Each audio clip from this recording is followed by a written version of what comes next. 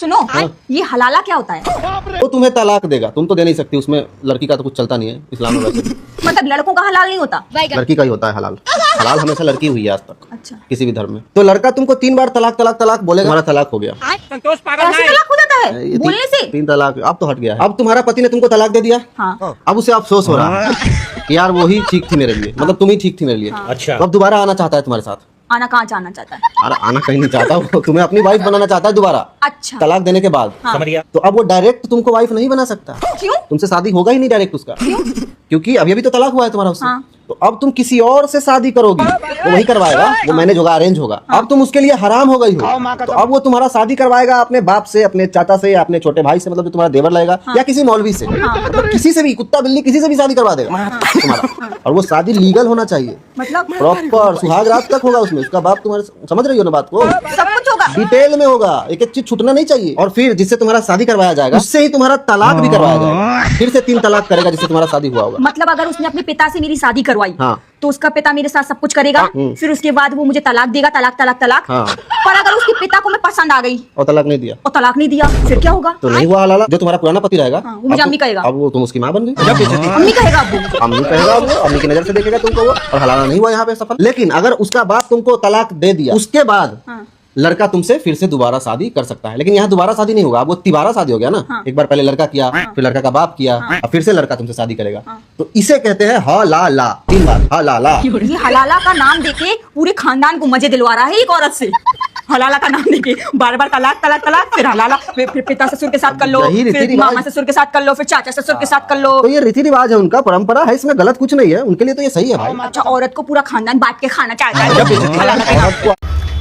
ये शख्स हलाला और तलाक की डेफिनेशन ऐसे बता रहा है जैसे बहुत बड़ा आलिम दीन हो और इसे कुरान मजीद हिफ्ज़ हो, कंठस्थ हो कुरान मजीद, ऐसे समझा रहा है।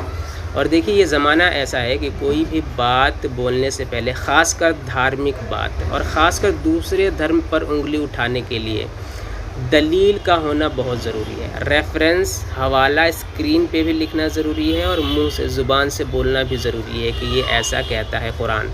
ठीक, इन्होंने कोई दलील नहीं दी, कोई हवाला नहीं दिया। अब मैं रेफरेंस के साथ बताने जा रहा हूँ कि 3 तलाक क्या है और फिर हलाला क्या है।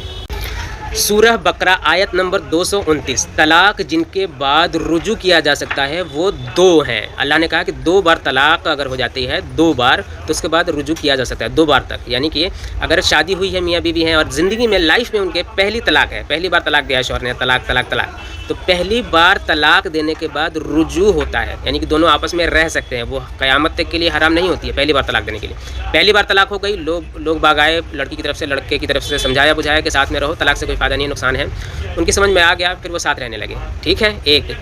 लेकिन ये रिकॉर्ड में आ गया कि 1 तलाक इनकी हो चुकी है। ठीक है, ये कोर्ट में जाएगा काजी के पास, काजी इसको रिकॉर्ड में डालेगा कि पहली तलाक इनकी हो चुकी है। फिर समझाने बुझाने के बाद भी उन्हें समझाया गया। फिर कैसा हुआ, कुछ महीनों के बाद या कुछ साल के बाद फिर लड़ाई हुई, झगड़ा हुआ, फिर शौहर ने बोल दिया तलाक तलाक तलाक। अब क्या हो गया, 2 बार तलाक हो गई। तो कुरान में क्या कहा गया है, तलाक जिनके बाद रुजू हैं वो 2 हैं। तो 2 बार अब तलाक हो गई है, दूसरी बार तलाक हुई है, तो दूसरी बार भी लोगों ने समझाया बुझाया, फिर ये साथ में रह सकते हैं। 2 बार समझाया बुझाया कि देखो तलाक में कुछ फ़ायदा नहीं है, नुकसान है, इनके समझ में आ गई बात, और ये साथ में रहने लगे। ठीक है, अब तीसरी तलाक की नौबत आ जाती है 4 साल 5 साल बाद या कुछ महीनों बाद। शौहर ने तीसरी तलाक दे दी कि तुम्हें तलाक तलाक तलाक। तीसरी बार तलाक देने के बाद औरत क़यामत तक के लिए शौहर के लिए हराम हो गई है। अब किसी भी सूरत में उनकी शादी आपस में नहीं हो सकती। अब वो ज़िंदगी भर पछताएंगे अगर साथ में रहना चाहते हैं तो। इसका कोई सोल्यूशन नहीं है, प्री प्लान्ड कोई सोल्यूशन नहीं है। अब आता है हलाला किसे कहते हैं। हलाला 2 तरह के हैं, प्लान्ड यानी प्री प्लान्ड और एक अनप्लान्ड। ठीक है, तो जो प्री प्लान्ड है, जो प्लान किया गया हुआ होता है, उसके लिए हुजूर सल्लल्लाहु ताला अलैहि वसल्लम ने फरमाया कि हलाला करने वालों और हलाला करवाने वालों दोनों पर अल्लाह तबारक व तआला की लानत है। यानी हलाला करना हुजूर सल्लल्लाहु अलैहि वसल्लम ने इसको मना किया, नाजायज़ बताया, हलाला नाजायज़ है। लेकिन हर हलाला नाजायज़ नहीं है। ठीक है, ये उस हलाला की बात की जा रही है जो पहले से तयशुदा हलाला है। मान लीजिए कि शौहर ने बीवी को तलाक तो दे दी, अब उनसे शादी तो हो नहीं सकती, तो मान लीजिए उसकी जो बीवी है उसका प्री प्लान्ड शादी कराया जाए इस मकसद से कि वो तलाक देगा, फिर वापस मैं उससे शादी कर लूँगा। इस हलाले को हराम बताया गया है, नाजायज़ बताया गया है, और इस तरह के हलाला करने वालों पर अल्लाह की लानत है।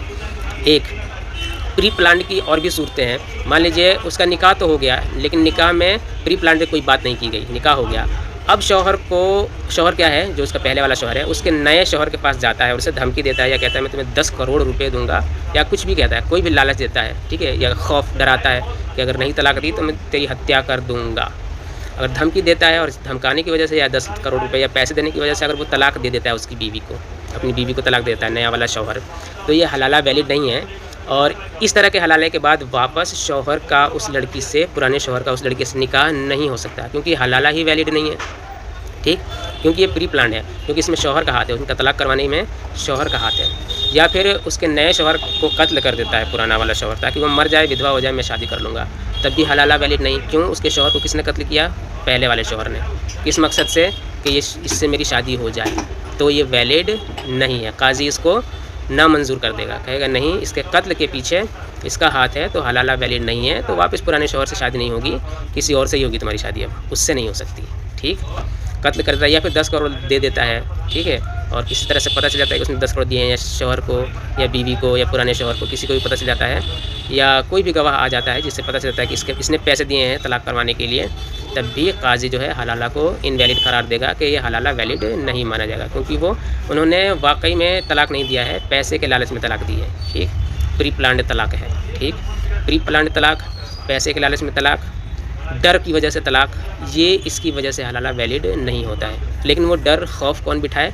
उसकी बीवी या फिर उसका शौहर, क्योंकि वो बीवी अपने पुराने शौहर से शादी करना चाह रही होगी, इसलिए उसने डराया या पैसे दिए, या फिर पुराना शौहर, इन दोनों का हाथ रहेगा तो हलाला वैलिड नहीं है। अब आती है बात वैलिड हलाला क्या है। वैलिड हलाला ये है कि 3 तलाक़ें हो गई, उसकी बीवी की शादी अब कहीं और हो गई है, और नेचुरल डेथ हो जाता है, या फिर नेचुरल नहीं भी होता है, मर जाता है, कोई कत्ल करता है, जंग वंग में जाके शहीद हो जाता है, कहीं भी कुछ भी हो जाता है, मर जाता है बहरहाल, लेकिन उस मौत के पीछे इन दोनों का हाथ नहीं है, ना उसकी बीवी का हाथ है, ना ही उसके पुराने शौहर का हाथ है, ठीक है, ना ही उसे डराया गया है कि सुसाइड कर लो, ये कर लो, ठीक है।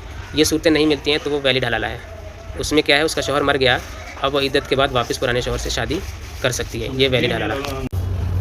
दूसरी सूरत ये है कि नया शौहर अगर तलाक देते बिना किसी दबाव में आए, ना पैसे का दबाव, ना ही धमकी का, ना डर का दबाव, ऐसा कोई दबाव नहीं है पिछले शौहर की तरफ से और ना ही बीवी की तरफ से, तो वो तलाक देता है, तो वो उस तलाक के बाद वो लड़की पुराने शौहर से शादी कर सकती है। और इसमें इन्होंने बोला कि शौहर के बाप से शादी कर लेती हैं लड़कियाँ। शौहर का जो बाप होता है वो ससुर होता है, और ससुर महरम है, जो ससुर होता है ना वो महरम होता है। ससुर से शादी क़यामत तक के लिए हराम है, क्योंकि वो महरम है, ठीक है। तो इन्होंने कहा कि ससुर से ही शादी हो जाती है, फिर शौहर की माँ बन जाती है, तो ये भी एक मजाक उड़ाना हुआ बिना किसी दलील के। आप दलील दीजिए, मैं दलील यहाँ लिख रहा हूँ कि कौन कौन महरम, ये महरम की लिस्ट है कुरान मजीद में, महरम की लिस्ट, महरम यानी वो लोग जिनसे शादी हम नहीं कर सकते। यहाँ पे महरम की लिस्ट में ससुर भी है, ठीक है, आप ध्यान से देखिए, ससुर से निकाह नहीं हो सकता क़यामत तक के लिए। एक और बात इन्होंने कही कि तलाक सिर्फ शौहर दे सकते हैं, बीवियाँ नहीं, तो ये भी एक गलत चीज़ है, बीवियाँ भी तलाक दे सकती हैं, और उसको हम कहते हैं खुला। इस्लाम में 3 लोग ऐसे हैं, औरतें, बच्चे और बूढ़े, इनके साथ बहुत ज़्यादा रियायत बख्शी गई है हर चीज़ में, जंग का मैदान हो चाहे कोई भी जगह, औरतों को ज़्यादा सिक्योरिटी दी गई है, बच्चों को और बूढ़ों को, जिसकी वजह से यहाँ भी औरतों को सिक्योरिटी प्रदान करते हुए कहा गया है कि इनको तलाक सामने से नहीं देंगी, ये काजी के पास जाएंगी अपने गार्जियन के साथ, यानी अपने वालिदैन के साथ, पिताजी के साथ, काजी कहते हैं जज को, कोर्ट में जो जज होता है उनके पास जाएंगी, उनसे लिखवाएंगी कि मैं इनको तलाक दे रही हूँ, इनसे मैं खुला कर रही हूँ, तो वो काजी लिख के देगा, और लिख के देगा कि आपकी बीवी आपसे तलाक आपको दे रही है, मांग नहीं रही है, हो गई तलाक, मैंने कह दिया, तलाक लिख दिया मैंने, इन्होंने कह दिया तलाक दे दी मैंने, तलाक हो गई, खुला हो गया, ठीक है, बस लिख के देता है। इसमें शौहर के परमिशन की भी ज़रूरत नहीं होती है, सिर्फ बीवी कह देती है मुझे तलाक देना अपने शौहर को, किससे? जज से, काजी से, किसके साथ आकर? अपने वालिद साहब के साथ आकर, तो औरत भी तलाक दे सकती है। तो ये गलत फहमियाँ ना फैलाइए, कम से कम कुरान नहीं पढ़ते, कम से कम आप चैट GPT, जेमिनी से भी पूछती ना, इनसे भी पूछते आप लोग, आप दोनों जो वीडियो बना रहे हैं, तो ये भी आपको सही जवाब दे सकता था, हलाला के बारे में, 3 तलाक के बारे में, और महरम के बारे में, किससे शादी हो सकती है, किससे नहीं, ससुर से शादी हो सकती है कि नहीं, आप चैट GPT से पूछ लेते तो वो बता देता, बिल्कुल सही बता देता वो। या फिर आप इसके बारे में भी पूछ लेती कि हलाला क्या होता है, तो भी वो बता देता, ठीक है। और इसके बारे में पूछ सकती थी कि औरत तलाक दे सकती है कि नहीं, वो भी बता देगा चैट GPT। उस पर बहुत सारी इन्फॉर्मेशन है जो हमारी वेबसाइट से वो लेके आपको बताता है, जो इस्लामिक वेबसाइट्स होती हैं वहाँ से लेके वो इन्फॉर्मेशन आपको देता है, ठीक है। तो हमारे लिए जब इतनी सारी चीज़ें आसान हो गई हैं, प्रूफ देना, दलील देना, तो अपनी स्क्रीन पर दलील, प्रूफ, सबूत, कोई रेफरेंस क्यों नहीं दिया? अब अगली बार जब भी आप इस्लाम के बारे में या किसी भी धर्म के बारे में वीडियो बनाए तो रेफरेंस दीजिए, स्क्रीन पे लिखिए। अस्सलाम वालेकुम।